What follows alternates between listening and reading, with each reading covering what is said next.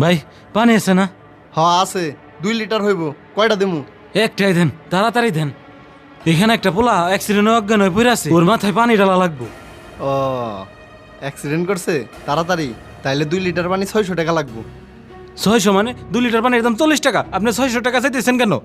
আশেপাশে কোনো দোকান নাই, পানি কোথাও পাবেনও না, পড়ছেন বিপদে, পানির দাম তো 600 টাকা হইবই। আরে ভাই ওই ছেলেটা তো আমারও কিছু লাগে না, আমি রাস্তা দিয়ে যাইতেছিলাম দেখি যে পড়ে রয়েছে, তাই আসলাম আগায়। ভাই মানুষের বিপদের সুযোগ নিয়েন না, পানিটা দেন। আমার এত কথা শুনে লাভ নাই, 600 টাকা দেন, পানি দিতেছি। ভাই আমার কাছে 600 টাকা নাই, 100 টাকা আছে, আপনার দিতেছি, পানিটা দেন, ছেলেটারে বাঁচাইতে হইব।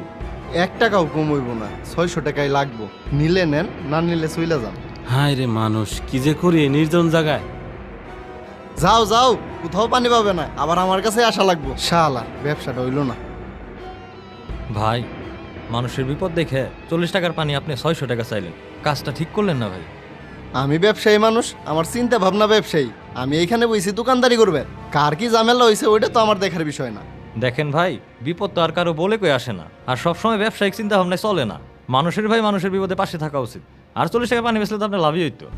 ভাই ফ্রিতে জ্ঞান দেন না তো, আমাকে দেশটা এমনই, আমাকে দেশ পাল্টাইবো না, নিজেরটা নিজেরই গোছাল লাগবো। আমার একটা পোলা আছে, ওরেও তো মানুষ করা লাগবো, আমার টাকার দরকার আছে। ঠিক আছে ভাই, যেটা ভালো মনে করেন। শালার টাকা দিয়ে লোক রাখছি ময়লা ফেলানোর জন্য, লোকও আসে না, আর একজন আইসে ফ্রিতে জ্ঞান দিবের। আর একটু ধৈর্য ধরো, স্ট্যান্ডে গেলে তোমার একটা গাড়িতে করে হসপিটাল নিয়ে যাবানি। ওই এটা আমার পোলা রবিউল না? ওই খারাপ, ওর কি হয়েছে? আরে ওই তো অজ্ঞান হয়ে আসছিল, ওর জন্যই পানি নিতে আসছিলাম। হ্যাঁ রে আমার বাসন রে, কোনে ব্যথা হয়েছে? আর আপনি কবেন না যে আমার পোলা এটা, তাইলে কি আমি পানির জন্য টাকা চাই? ওরে বাসন রে, কোথা গো বাজান, কোথা গো? ও আপনার পোলা হইলে পানি ফ্রিতে দিতেন, আর অন্যের পোলার জন্য 40 টাকার পানি 600 টাকা।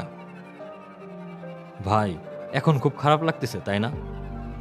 ধরেন অন্যের ছেলে বিপদে পড়ছে, কিন্তু সেও তো কারো না কারো সন্তান, কোনো না কোনো বাবার সোনার টুকরা। আপনি কি জানি বলছিলেন ভাই, দেশ পাল্টাবে না? নিজের চিন্তা ভাবনা পাল্টান, তাহলে দেশ অটোমেটিকই পাল্টায় যাবে।